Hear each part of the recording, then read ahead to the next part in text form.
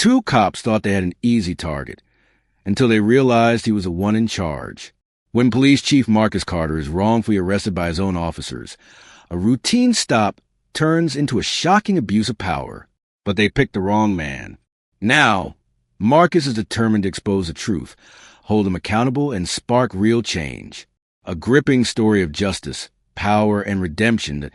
If you like this content, please click like and don't forget to subscribe to the channel so you don't miss the next meaningful stories. Two cops thought they caught an easy target. What they didn't know was that he ran the entire department. The sound of tires crunching gravel filled the quiet evening air as Marcus Carter, a 48-year-old man with a calm demeanor and a reputation for leadership, turned onto Sycamore Avenue. He was coming home from a long but rewarding day spent meeting with community leaders in Charlotte, North Carolina. His car, a modest black sedan, blended into the suburban streets, and his thoughts wandered his wife's famous pot roast waiting at home.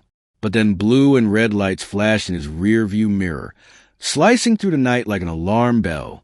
Marcus's grip on the steering wheel tightened momentarily. He checked his speedometer. 29 in a 35. No traffic violations, no broken taillights. Yet the patrol car's siren wailed, signaling him to pull over. Stay calm, he muttered to himself as he signaled and eased his car to the side of the road. He knew the drill. Hands visible, movement slow, polite demeanor.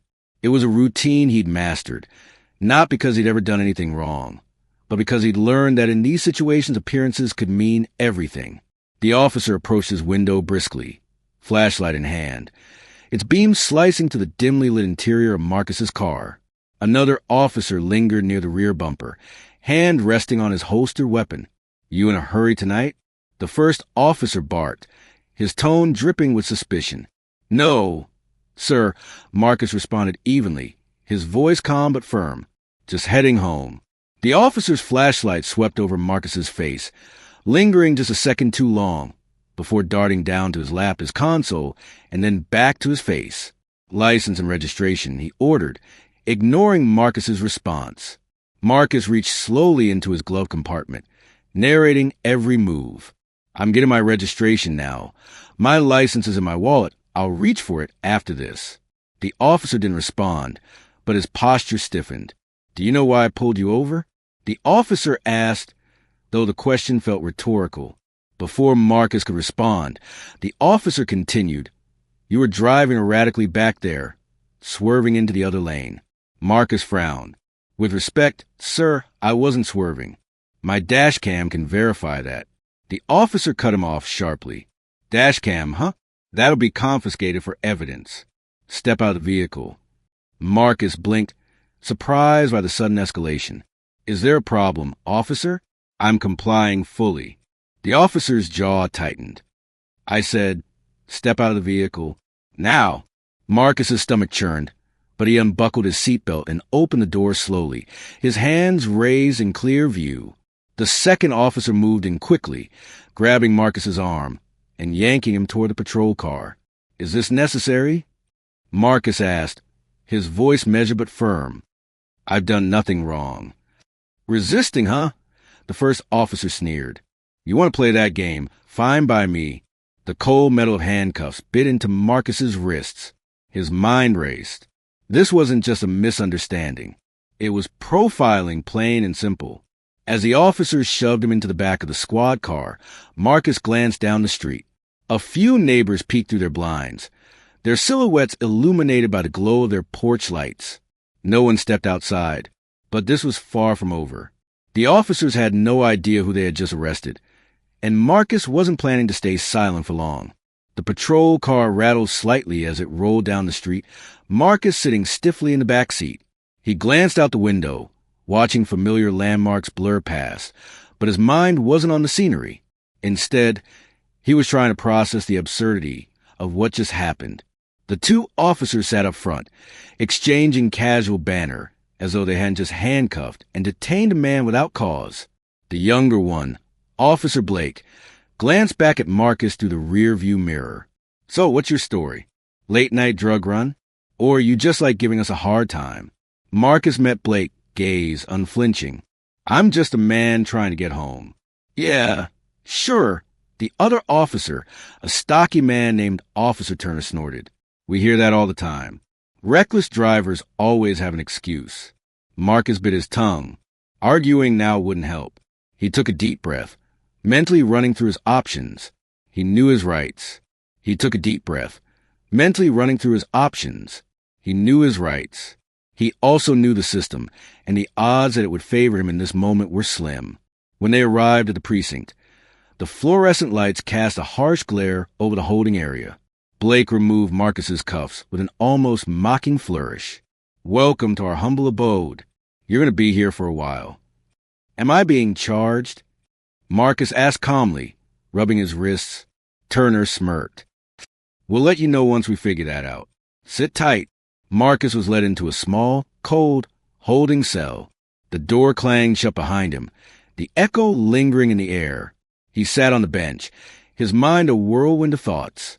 He'd spent years building a career rooted in justice and fairness, and now he was being subjected to the very abuse of power he'd worked to eradicate. Outside the cell, the two officers leaned against a desk, laughing quietly as they reviewed Marcus's license and car registration. Nothing out of the ordinary, Daniel said, sounding almost disappointed. Doesn't matter, Turner replied with a smirk. We'll find something. Guys like him always have skeletons in the closet. Marcus overheard their exchange, his expression unreadable. He remained seated, hands clasped, posture steady. He wasn't angry. He was calculating. He knew his patience would pay off soon enough. Hours dragged by. Other officers came and went, casting curious glances at the man in the cell. None of them seemed to recognize him, but Marcus didn't expect them to. He was new to the area, having taken a position only 3 weeks prior. Finally, just as dawn began to streak the sky with faint orange hues, Marcus heard footsteps approaching. A stern-looking officer, clearly higher-ranking, appeared in front of the cell. Her badge read Lieutenant Reynolds. She carried an air of authority and professionalism that immediately contrasted with the other two officers. She frowned as she glanced at Marcus, then back at the paperwork in her hand. What's going on here? Daniel stepped forward. Picked him up last night for reckless driving and resisting arrest. Reynolds arched an eyebrow. Reckless driving? Where's the evidence? We haven't processed it yet. Turner said casually, leaning against the desk. Reynolds turned her attention back to Marcus. Sir, do you have any idea why you were stopped? Marcus stood, meeting her gaze calmly. I was told it was for reckless driving, which I categorically deny. I also have a dash cam that can verify my version of events. Reynolds' expression hardened as she glanced at the two officers. You didn't review his dash cam? Turner shrugged. We didn't get to it yet. Reynolds exhaled sharply, clearly displeased. Get it now. And Blake, Turner, my office. Now, as the two officers slunk away, Marcus knew the tide was beginning to turn. But this was just the beginning of their reckoning. The cold metal bench pressed against Marcus's back as he sat in the holding cell, watching the precinct buzz with activity. The hours stretched endlessly, punctuated only by the occasional shuffle of papers or distant conversations. Despite the stillness around him, Marcus's mind was anything but calm. He thought about the night's events, replaying them like a movie. Every sharp word, every unnecessary escalation, it all served as a stark reminder of the deep flaws he'd spent years fighting to fix. His new position as police chief had been an opportunity to address these issues from within to create a culture of accountability, and now, here he was experiencing the very injustice he had vowed to dismantle. The sound of footsteps brought him out of his thoughts. Lieutenant Reynolds returned, holding a tablet. She gestured for him to step closer to the bars. We reviewed your dashcam footage, she said, her tone clipped but professional. I've also spoken with the arresting officers. Let me be clear, this should never have happened. The footage contradicts their report entirely. Marcus raised an eyebrow, not surprised but still waiting for her to continue. I'll be releasing you immediately, she added, but I'd like to discuss next steps privately. Moments later, Marcus was out of the cell and seated across from Reynolds in her office.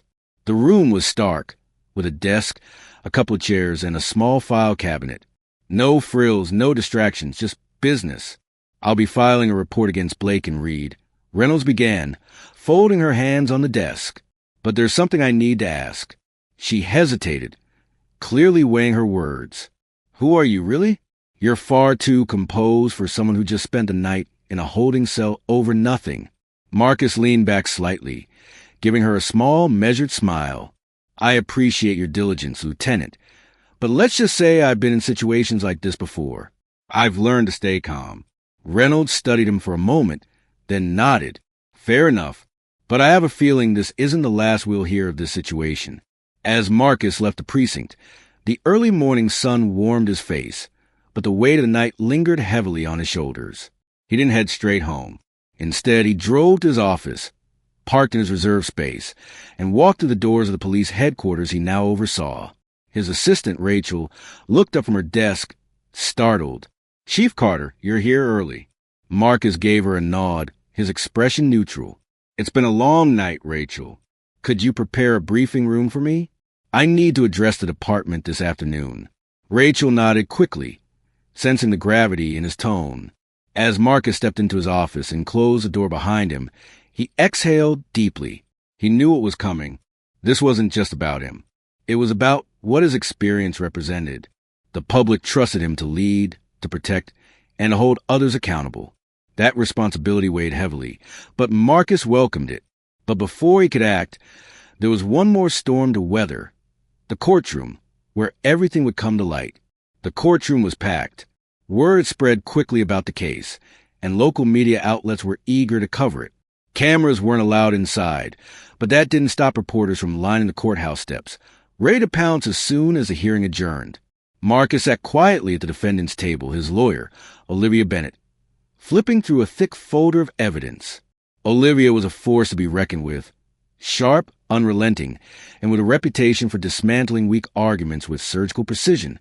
Across the room, officers Blake and Turner sat with their department-appointed attorney. Blake looked nervous, his foot tapping uncontrollably, while Turner tried to appear unfazed, leaning back in his chair with smug expression. The judge, an older man with a no-nonsense demeanor, entered the room and called the session to order. We're here today to address the charges brought against Mr. Marcus Carter. Prosecution, you may proceed. The prosecutor, a young and somewhat hesitant lawyer, stood and began outlining the case as it was initially reported. On the night in question, the defendant was observed driving recklessly, swerving into another lane. Upon being stopped by officers Blake and Turner, he became uncooperative and resisted arrest. Olivia barely suppressed a smile. She leaned over to Marcus and whispered, "They're walking right into it." When it was her turn, Olivia stood confidently, her voice commanding the room. "Your Honor, the charges against my client are not only baseless, but are also a direct result of racial profiling and abuse of power. To prove this, I'd like to present video evidence that directly contradicts the officer's statements." The judge nodded. "Proceed." Olivia gestured to the bailiff, who dimmed the lights and began playing the dashcam footage. The room fell silent as the video showed Marcus driving steadily within his lane, the speedometer reading a constant 29 miles per hour. The officer's patrol car, visible in the rearview mirror, turned on its lights without cause. Next came the body cam footage. The courtroom watched as the officers approached Marcus's car, their aggressive tone evident from the first interaction. The footage revealed Blake muttering under his breath, another one of them causing trouble, followed by Reed chuckling and replying. Figures, gasps rippled through the audience. The judge's brow furrowed deeply as he glanced at the officers. Olivia paused the video and addressed the court. "This is a professionalism displayed by officers Blake and Turner. Now, let's fast forward to the arrest itself." The footage continued, showing Marcus complying calmly, narrating his movements as he retrieved his registration and license. The contrast between his composed demeanor and the officer's hostility was stark. By the time the video finished, the courtroom was tense. Olivia turned to the jury and said, "This is not just an abuse of power. This is a direct violation of my client's rights, rooted in bias and prejudice." The prosecutor stood, visibly flustered. The officers believed they had probable cause. Olivia cut in sharply. Probable cause based on what? Driving safely? Following instructions? Or perhaps it was the color of his skin. The judge banged his gavel lightly, calling for order. Let's keep this focused. Olivia's voice softened, but her words were no less powerful. Your Honor, before we proceed further, my client has something to share with the court. Marcus stood adjusting his tie. He scanned the room, making eye contact with the officers before addressing the judge. My name is Marcus Carter, he said, his voice calm but firm. I am the chief of police for the city. I was appointed 3 weeks ago to lead this department and address the very issues you've seen here today. I chose not to disclose my position earlier because I wanted the truth to come out organically, without bias or interference. And now it has. The room erupted in murmurs. Blake's face turned pale while Turner's smugness evaporated in an instant. The judge banged his gavel repeatedly, demanding silence. Marcus continued, This isn't just about me. This is about a system that allows officers like Blake and Turner to operate without accountability. That ends now. But this moment wasn't just a revelation. It was a reckoning, one that would reverberate far beyond the courtroom walls. The courtroom buzzed with tension as Marcus took his seat, his final words hanging in the air like a thunderclap. Blake and Turner sat frozen, their expressions a mixture of shock and fear. The judge called for a brief recess, giving everyone time to absorb what had just transpired. By the time court resumed, the tone had shifted completely. The prosecution offered no further arguments, and the judge dismissed the charges against Marcus immediately. But that was only the beginning. As Marcus stepped outside the courthouse, reporters swarmed him, cameras flashing and microphones thrust forward. Chief Carter, do you have a statement about the case? One called out. Marcus raised his hand, signaling for silence. The crowd stilled, eager for his response. This case isn't just about me, he began, his voice steady and resolute. It's about accountability. It's about ensuring that every person, regardless of who they are, is treated with the respect and dignity they deserve. As a police chief, I'm committed to creating a department that values integrity and fairness. And as a citizen, I'll continue to fight for justice. The media frenzy continued, but Marcus didn't linger. He had more important matters to address. The fallout from the case was swift. Blake and Reed were immediately suspended, pending an internal investigation. Public outrage grew as the footage was released to press, sparking protests and calls for reform. Community leaders rallied together, sparking protests and calls for reform. Community leaders rallied together, demanding greater transparency and better training for officers. Within the department, Marcus's leadership took on a new significance. He called an emergency meeting, gathering every officer in the precinct. Standing at the front of the room, he addressed them with unwavering conviction.